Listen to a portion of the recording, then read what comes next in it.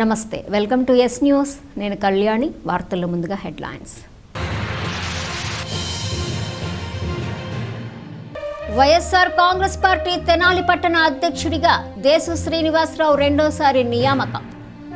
మాజీ శాసనసభ్యులు అన్నాబత్తుని శివకుమార్ను కలిసి కృతజ్ఞతలు తెలిపిన దేశు. రెట్టింపు మెజార్టీతో మాజీ ఎమ్మెల్యేని 2029లో గెలిపిస్తానంటూ శపథం చేసిన శ్రీనివాసరావు.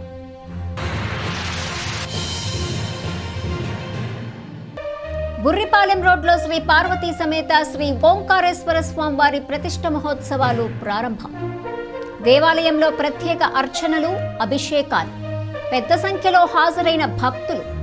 31న ఓంకారేశ్వర స్వామి వారి ప్రతిష్ఠ మహోత్సవం జరుగుతుందని ఆలయ ఈవో వెల్లడి. పోలీసుల కాఠిన్యానికి గురైన బాధిత యువకుల కుటుంబాలను పరామర్శించిన అమలాపురం మాజీ ఎంపీ జీవి హర్షకుమార్. పోలీసుల తీరు ప్రజాస్వామ్య వ్యవస్థకే మాయని మచ్చ అంటూ వెల్లడి. దళితులను, క్రైస్తవులను హింసించటమే పోలీసులు ఎజెండా అంటూ ఆరోపణ చేసిన మాజీ ఎంపీ.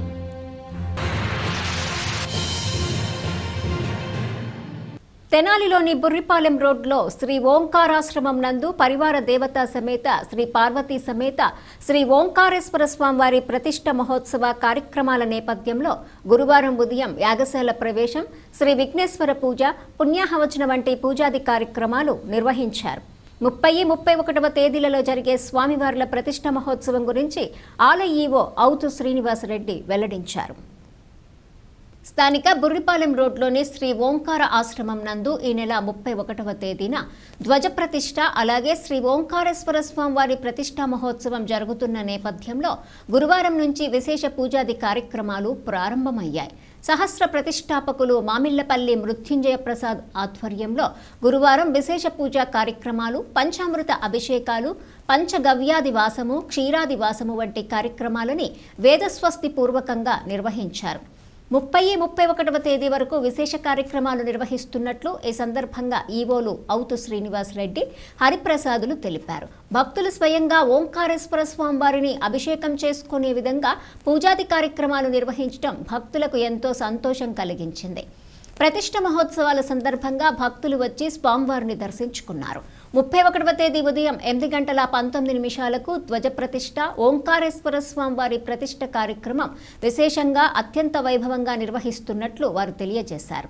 ఈ కార్యక్రమాన్ని దేశబైన మహేశ్వరరావు, గోపిశెట్టి నాగేశ్వరరావు, ఆదన కృష్ణ, తాడిబైన అనిల్, తాడిబైన గోపి, అర్చకులు స్వర్ణ వెంకట నాగకుమార్ శర్మలు పర్యవేక్షిస్తున్నారు.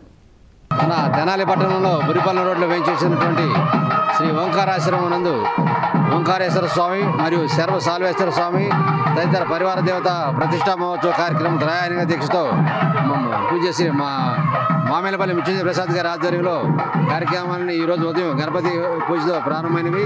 పుణ్యావచన, పంచగవ్యము, దీక్షా వస్త్రధారణ కూడా జరిగింది. మరి కొద్దిసేపట్లో గో పూజ మరియు ఆ ఉత్సవ విగ్రహములన్నిటికీ కూడా అభిషేక కార్యక్రమం జరుగుతుంది.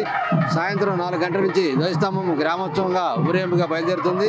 మరియు 31వ తారీఖున ఉదయం 8:19 ఈ స్వామివారి ధ్వజ శిఖర కలశ ప్రతిష్టా మహోత్సవం జరుగుతుంది. తదనంతరం అన్నప్రసాద వితరణ 11 గంటలకు జరుగును. ఈ కార్యక్రమం అన్నింటిలో కూడా భక్తులందరూ పాల్గొని శ్రీ స్వామివారి కృపకు పాత్రలు కావాల్సిందిగా కోరుచున్నాం. శివాయ. మన తెనాలి పట్టణంలో బుర్రిపాలెం రోడ్లో దగ్గర ఓంకారేశ్వర స్వామి వారి యొక్క దేవస్థానంలో రేపు 31వ తేదీన జరగనున్నటువంటి ప్రతిష్టా సందర్భంగా ధ్వజస్తంభము, శిఖరము, నవగ్రహాలు, నందీశ్వర స్వామి, గణపతి, అమ్మవారు, శ్రీ సర్వేశ్వర స్వామి సహితంగా ఓంకారేశ్వర స్వామి వారి యొక్క ప్రతిష్టా మహోత్సవం అత్యంత వైభవోపేతంగా జరుగుతుంది. ఈరోజు కార్యక్రమంలో భాగంగా విఘ్నేశ్వర పూజ, పుణ్యాహవాచన, పంచగవ్య పూజ, ప్రాశన, అఖండ దీపస్థాపన, పంచామృతాభిషేకాలు, యాగశాల ప్రవేశం జరిగింది. సాయంత్రం అంకురారోపణ, అగ్ని ప్రతిష్టాపన, ధ్వజారోహణం అనేటువంటి కార్యక్రమం జరుగుతుంది. రేపు వాస్తు పూజలు జరుగుతాయి. జలాధివాసం, మరి ముఖ్యంగా ప్రజలందరూ కూడా, భక్తులందరూ కూడా వచ్చి స్వయంగా బిందెలతో నీటిని తీసుకొచ్చి స్వయంగా విగ్రహములకు అభిషేకం చేసుకునేటువంటి సమయం ఇది.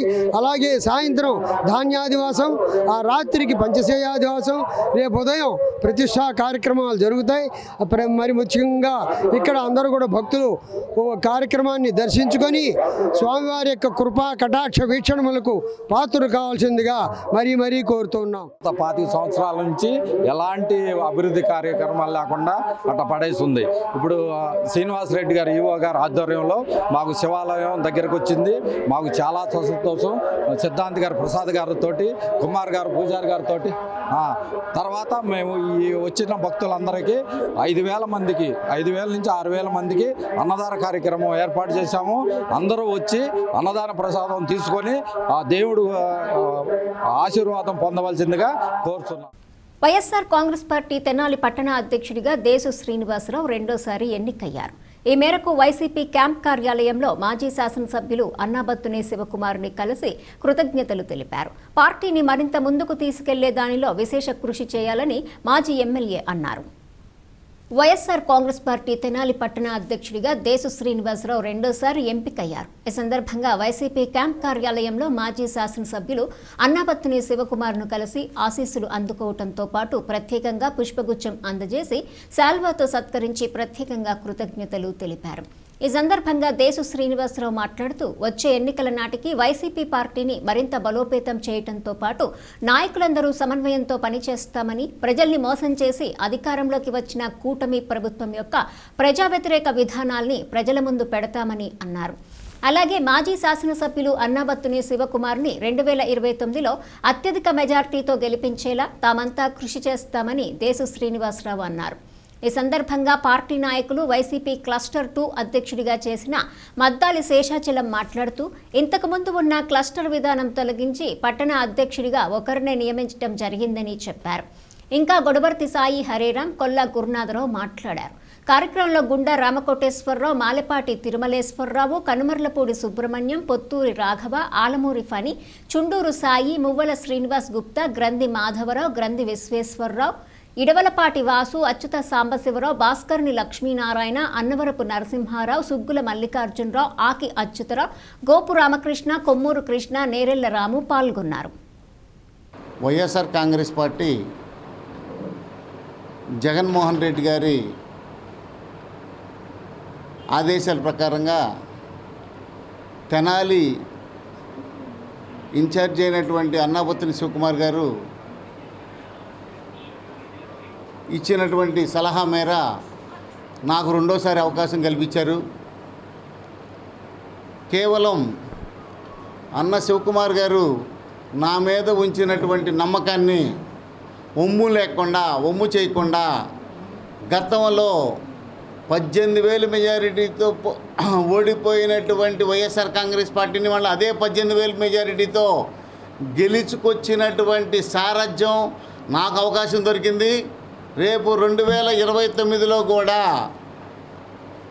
48కి 58 మెజారిటీ తీసుకొస్తానని చెప్పి, 45,000 మెజారిటీకి 58,000 మెజారిటీ తీసుకొస్తానని చెప్పి ఈ మెజారిటీని తగ్గకుండా రాబోయే రోజులు మన జయం ఏంటి, ప్రజలకి అందుబాటులో ఉండి అన్నీ కూడా ఎవరికి కూడా ఏ కష్టం రాకుండా సస్యశ్యామలంగా పరిపాలించేటువంటి ఉద్దేశంతో స్టేట్లో జగన్మోహన్ రెడ్డి గారు కానీ తెనాల్లో 5 సంవత్సరాల 19 నుంచి 24 వరకు కూడా ఎలాంటి సంఘటనలు, ఎలాంటి విపత్తులు, ఎలాంటి ఘర్షణలు తావు లేకుండా పరిపాలన చేసినటువంటి అన్నాబత్తుని శివకుమార్ గారి సారథ్యంలో మళ్ళా రాబోయే రోజుల్లో కూడా అదే పరిపాలన అందిస్తామని చెప్పి, దానికి మనం అన్ని వేళలా అన్ని రకాలుగా కూడా కృషి చేస్తామని చెప్పి, కేవలం మనం అంతకుముందు ఏం చేశామో ప్రజలందరూ కూడా గుర్తుపెట్టుకున్నారు. కాబట్టి మా ధ్యేయం అన్నాబత్తుని శివకుమార్ గారిని గెలిపించడం, తద్వారా జగన్మోహన్ రెడ్డి గారి పాలనలో అందరూ కూడా సస్యశ్యామలంగా సుభిక్షంగా ఉంటారని చెప్పి ఆశిస్తాం. వైఎస్ఆర్సీపీ ప్రెసిడెంట్గా మన దేశ శ్రీనివాస గారు చేశారు. మరి ఆ పీరియడ్లో కూడా బ్రహ్మాండంగా మనము పార్టీ ముందుకెళ్ళాము. ఆ తర్వాత మళ్ళీ ఎలక్షన్లు వచ్చినప్పుడు మళ్ళీ కొత్తగా మార్పులు చేర్పులు క్లస్టర్ 1 క్లస్టర్ 2 టైంలో కూడా మరి మాకు కూడా ఇవ్వటం జరిగింది. అదేవిధంగా మన ఎలక్షన్లో కూడా మనందరం కూడా కష్టపడ్డాము. కానీ మనకి కాబట్టి మళ్ళా మార్పుల చేర్పుల్లో క్లస్టర్ 1 క్లస్టర్ 2 తీసేసి మళ్ళీ మొత్తం టౌన్ మొత్తానికి కూడా టౌన్ ప్రెసిడెంట్గా మళ్ళీ అవకాశం వచ్చింది. మరి అది ఈరోజు మన దేశ శ్రీనివాస్ గారికి మన వైశ్య కమ్యూనిటీ తరఫున అందరం కూడా శుభాకాంక్షలు చెప్తూ మన ఎమ్మెల్యే గారి కృతజ్ఞతలు. తెనాలి ప్రజలకు నమస్కారం. ఈ రోజున పార్టీ నిర్ణయం ప్రకారం మన దేశ శ్రీనివాస్ గారు టౌన్ ప్రెసిడెంట్గా ఇచ్చినారు. చాలా సంతోషంగా ఉంది. పార్టీ కష్టకాలంలో ఉన్నప్పుడు మొదట్లో 2014 నుంచి 19 వరకు 14 నుంచి 24 వరకు కూడా బాగా పనిచేశారు. మళ్ళీ అలాగే రాబోయే రోజుల్లో కూడా ఈ పార్టీని తీసుకురావాలని కోరుకుంటూ జగన్మోహన్ రెడ్డి గారు మరలా తెనాలి పట్టణానికి దేశ శ్రీనివాసరావు గారిని పట్టణాధ్యక్షుడిగా నియమించడం జరిగింది.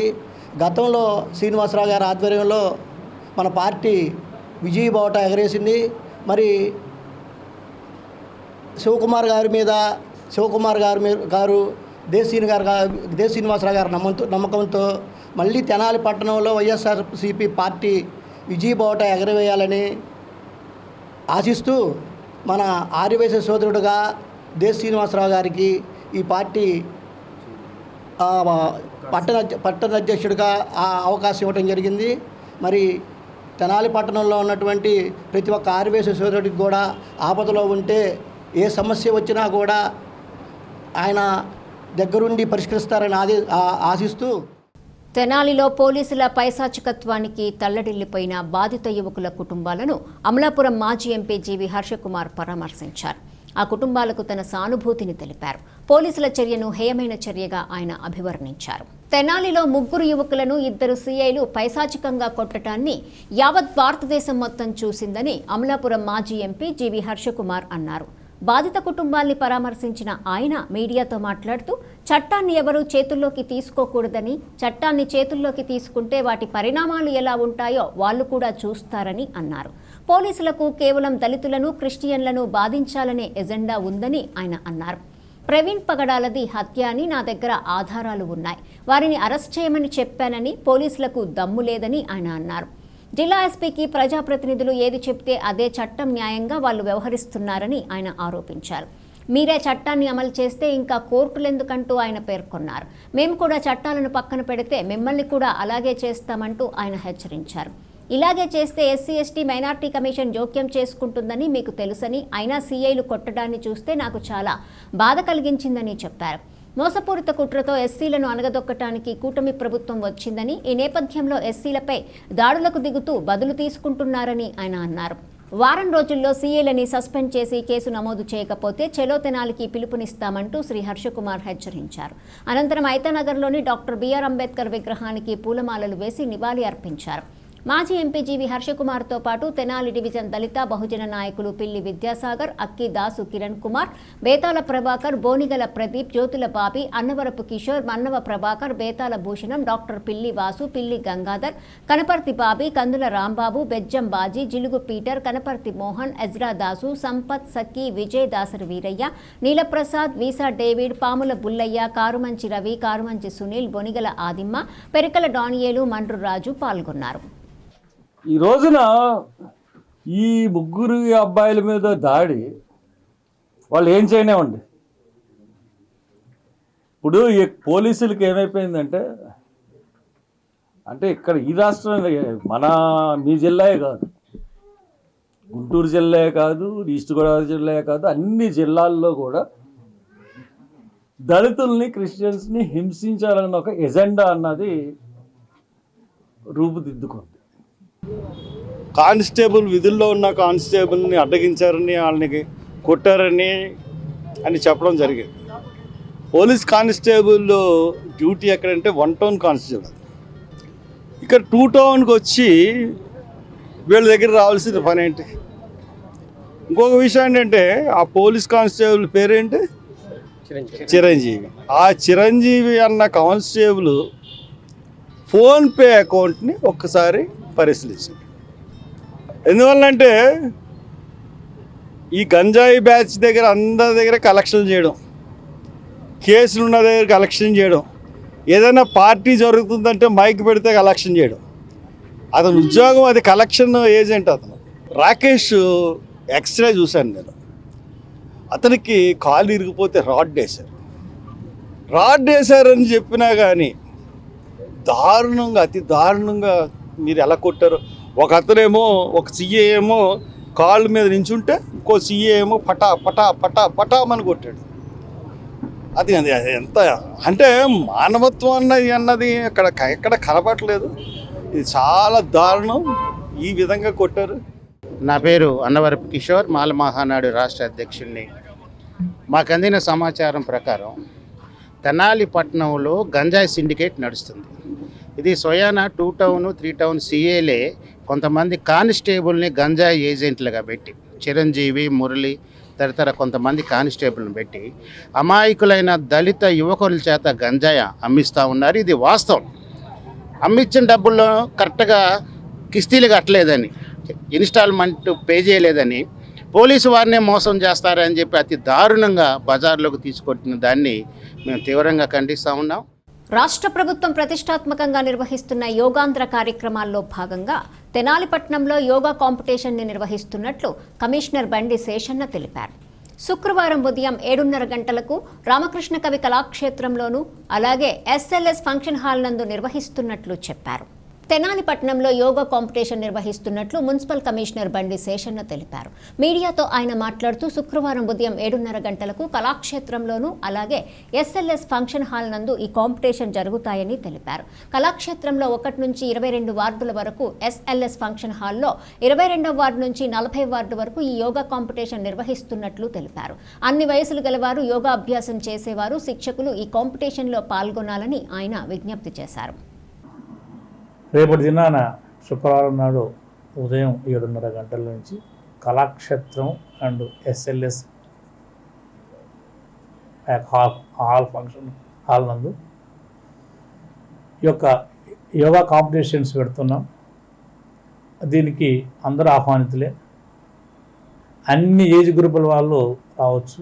యోగా కాంపిటీషన్స్ అంటే ఇంకా యోగా గురించి సాంగ్ కానీ, యోగా ఆసనాలు వేయటం కానీ, యోగా గురించి డ్యాన్స్ ప్రోగ్రాంలు కానీ, అలాగే పెయింటింగ్స్ కానీ, ఎస్సిఎస్ కానీ, ఇలాంటివన్నీ కూడా రేపు రామకృష్ణ కళాక్షేత్రం నందు 1 నుంచి 22 వార్డులకు సంబంధించిన వాళ్ళకు రామకృష్ణ కళాక్షేత్రం నందు, అలాగే 22 నుంచి 40 వార్డులకు సంబంధించిన వాళ్ళకు ఎస్ఎల్ఎస్ హాల్ ఏదైతే ఉందో మన ఫ్లేవర్ దగ్గర ఉంది ఫంక్షన్ హాల్.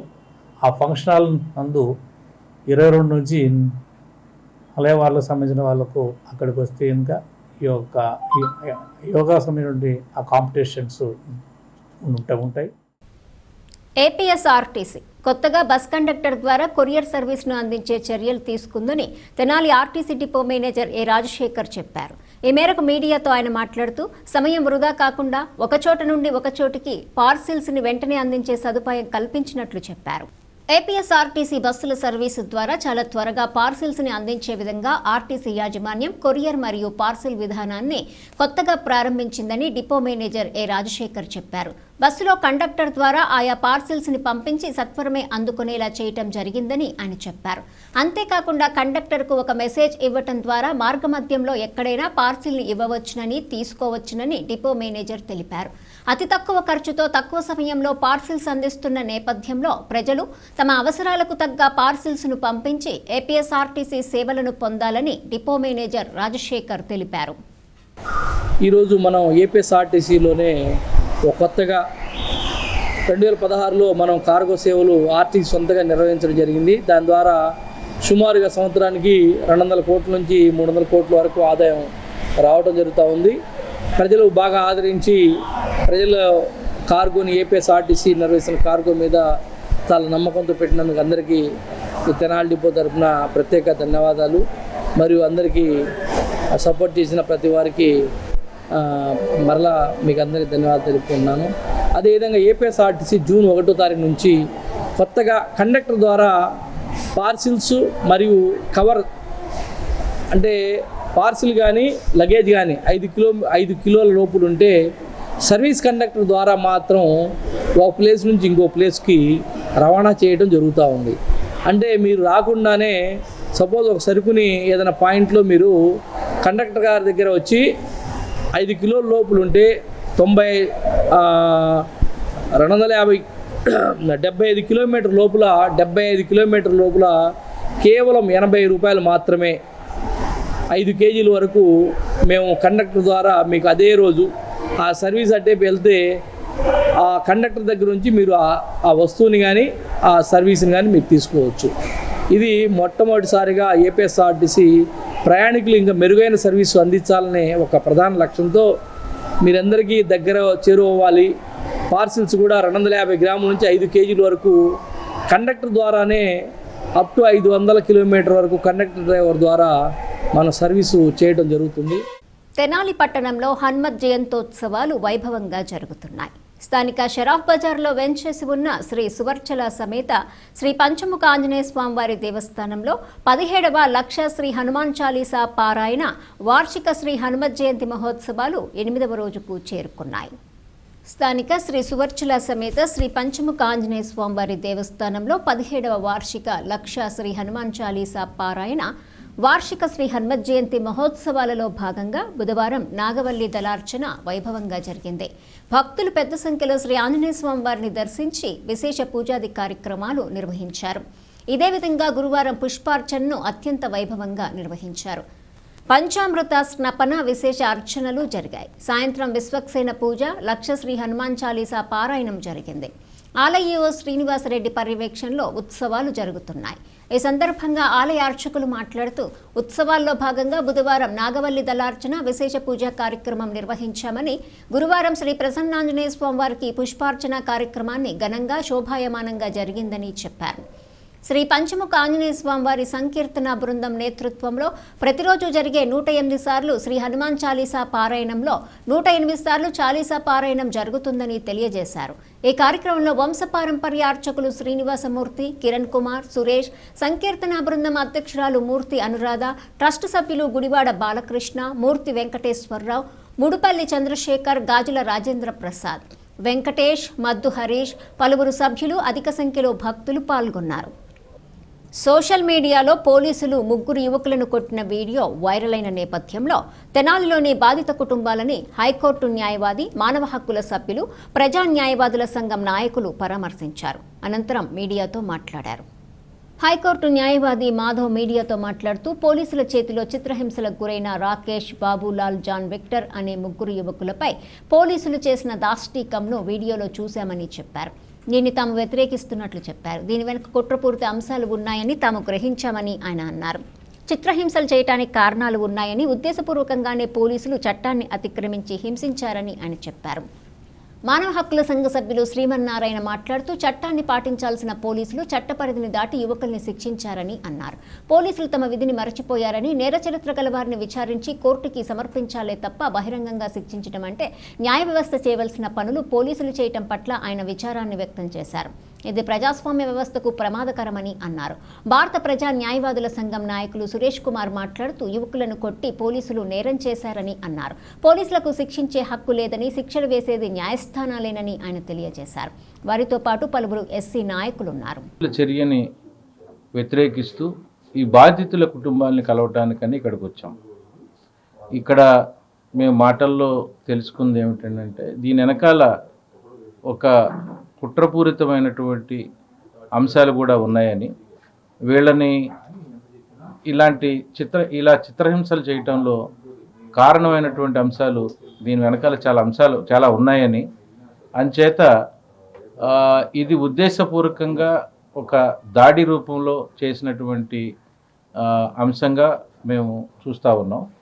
ఇంకోటి ఏంటంటే పోలీసులు తమ చట్టాలను అతిక్రమించి ఈ రకంగా హింసించటం అనేటువంటిది ఇది ఏ కాలంలో ఉన్నాం అనేటువంటి అంశాన్ని తెలియజేస్తూ ఉంది. ప్రభుత్వం కానీ, పోలీస్ అధికారులు కానీ, పైగా కొన్ని సందర్భాల్లో బయట నుంచి వచ్చేటువంటి కొన్ని సందర్భాలు అధికారులు ఇస్తున్నటువంటి స్టేట్మెంట్స్లో కూడా కొట్టామనేటువంటిది నిర్లజ్జగా, నిస్సిగ్గుగా ఒప్పుకుంటూ ఉన్నారు. సో ఇవి ఒక ప్రజాస్వామిక దేశంలో ఉన్నామా, లేకపోతే ఒక పోలీస్ రాష్ట్రంలో ఉన్నామా అనేటువంటి ప్రశ్నలు లేవనెత్తుతూ ఉన్నాయి. ఇక ప్రత్యేకంగా దళితుల మీద పెట్టేటటువంటి కేసులను పరిశీలిస్తే, ఎస్సీ ఎస్టీల మీద, మైనార్టీల మీద కేసులను పరిశీలిస్తే ఆ కేసులన్నీ కూడా ఆధిపత్య సామాజిక వర్గాలకు సంబంధించినటువంటి అనుకూలంగా వాళ్ళ ప్రభావంతో పెడుతున్నటువంటి కేసులే. ఈ కేసులు ఇప్పుడు పెట్టినటువంటి కేసులు ఎవరైతే ఉన్నారో, వీళ్ళు ఇప్పుడు బాధితులు ఎవరైతే ఉన్నారో వీళ్ళకి సంబంధించి దాదాపు ముగ్గురు ఉన్నటువంటి కేసుల్లో కూడా కొన్ని కేసులు కోర్టులో రుజువు కాలేదని చెప్పేసి అవి ఎకిట్టలైనవి అని చెప్పి కూడా ఇప్పుడు మీ ముందే పేరెంట్స్ చెప్పడం జరిగింది. అదీ కాకుండా 5 సంవత్సరాల పాటు ఈ గ్రామంలో ఉన్నటువంటి దామా రాకేష్ అనేటటువంటి యువకుడు ఈ మధ్యన వచ్చి అక్కడ సెంటర్లో కూర్చుంటే అతను కూడా తీసుకుపోయి ఈ కేసులో ఇరికించడం. మరి పోలీసు వ్యవస్థ వాళ్ళ విధి వాళ్ళు నిర్వర్తించకుండా మరి విధి దాటి తన పరిధి దాటి చేసేటటువంటి ఈ పనులు పౌరులను హింసించడం అనేటటువంటిది ఏదైతే ఉందో దాన్ని పౌర హక్కుల సంఘం తీవ్రంగా ఖండిస్తుంది.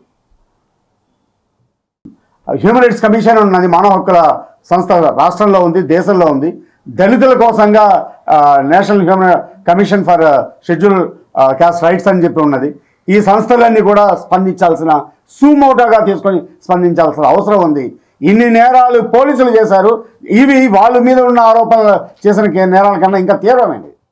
తెనాలి మున్సిపల్ మెప్మా విభాగం నేతృత్వంలో ప్రతి నెల చివరి శనివారం రోజున మున్సిపల్ మార్కెట్ ఎదురు మెప్మా మార్కెట్ జరుగుతుందని మున్సిపల్ కమిషనర్ బండి శేషన్న తెలిపారు. ఈ మెప్మా మార్కెట్లో డ్వాక్రా గ్రూపులు ఉత్పత్తులు చేసిన వస్తువులను కొనుగోలు చేయాలని ప్రజలను కోరారు. ప్రతి నెల చివరి శనివారం మున్సిపల్ మార్కెట్ ఎదురు డ్వాక్రా గ్రూపులు నిర్వహించే మెప్మా మార్కెట్ ఈ శనివారం జరుగుతుందని మున్సిపల్ కమిషనర్ బండి శేషన్న తెలిపారు. క్వాలిటీ, క్వాంటిటీ కలిగిన ఉత్పత్తులను ప్రజలు కొనుగోలు చేయాలని ఆయన కోరారు. వీటిలో డ్వాక్రా మహిళలు సొంతంగా తయారు చేసిన పచ్చళ్లు, చేతి వస్తువులు, దుస్తులు, చేనేత వస్త్రాలు వంటి అనేక వస్తువులు మార్కెట్లో దొరుకుతాయని ప్రజలు సందర్శించి ప్రజలు కొనుగోలు చేయాలని ఆయన అన్నారు. మహిళల స్వయం సమృద్ధి సాధించే దిశగా ప్రభుత్వం తోడ్పాటు అందిస్తున్న నేపథ్యంలో ఈ మెప్మా మార్కెట్ ని ఆదరించాలని ఆయన చెప్పారు. హాల్ ఏదైతే ఉందో మన ఫ్లేవర్ దగ్గర ఉంది ఫంక్షన్ హాల్.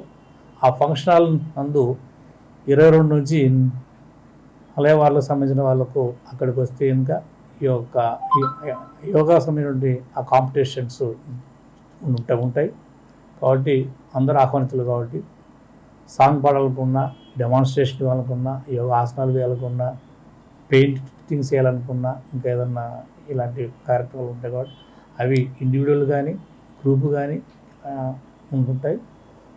సో ఈ కార్యక్రమాల్లో విరివిగా అందరూ వచ్చి మీ యొక్క ఆ ప్రతిభను అక్కడ ప్రదర్శిస్తే కనుక ఫస్ట్, సెకండ్, థర్డ్ అని చెప్పేసి విన్నర్స్ను ఐడెంటిఫై చేస్తాం.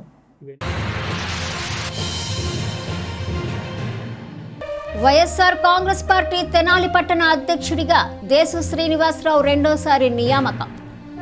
మాజీ శాసనసభ్యులు అన్నబత్తుని శివకుమార్ను కలిసి కృతజ్ఞతలు తెలిపిన దేశు. రెట్టింపు మెజార్టీతో మాజీ ఎమ్మెల్యేని 2029లో గెలిపిస్తానంటూ శపథం చేసిన శ్రీనివాసరావు.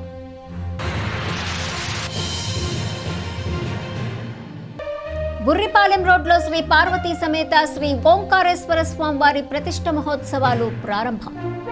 దేవాలయంలో ప్రత్యేక అర్చనలు, అభిషేకాలు. పెద్ద సంఖ్యలో హాజరైన భక్తులు. 31న ఓంకారేశ్వర స్వామి వారి ప్రతిష్ఠ మహోత్సవం జరుగుతుందని ఆలయ ఈవో వెల్లడి. పోలీసుల కాఠిన్యానికి గురైన బాధిత యువకుల కుటుంబాలను పరామర్శించిన అమలాపురం మాజీ ఎంపీ జీవి హర్షకుమార్. పోలీసుల తీరు ప్రజాస్వామ్య వ్యవస్థకే మాయని మచ్చ అంటూ వెల్లడి. దళితులను, క్రైస్తవులను హింసించటమే పోలీసులు ఎజెండా అంటూ ఆరోపణ చేసిన మాజీ ఎంపీ.